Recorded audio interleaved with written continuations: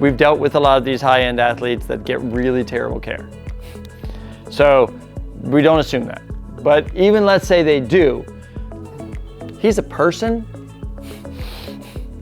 which means you could tell him to do exercises and roll on a ball and do all that. Doesn't mean he does it, because he's just like everybody else. There are some very famous athletes that we've worked on that we gave them amazing advice and they didn't take it. And they went and hurt themselves and had multiple surgeries and ruined their careers. They could have been the greatest of all time, not mentioning any names. But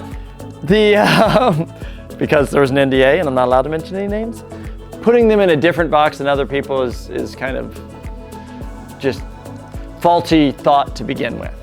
Is that there's people,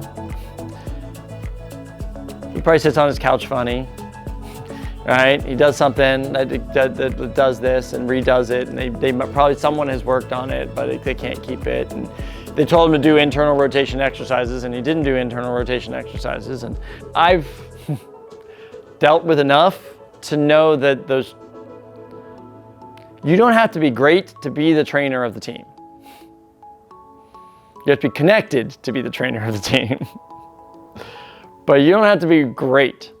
There was a guy for a very professional, I won't say it because it's not great, a very high-end professional baseball team that I treated the head trainer for, who was a kid, like mid-20s, late 20s.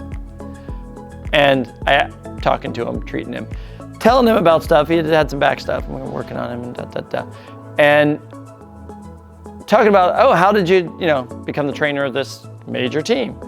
And the answer was, my uncle was the trainer before me. And I had just graduated from school and he was retiring, and they asked him who should take the spot, and he told them that I should take the spot, and so I got the job. And I was sitting there educating this guy about what the piriformis does and I was literally teaching him all of this stuff while he was getting treated, because he had no idea.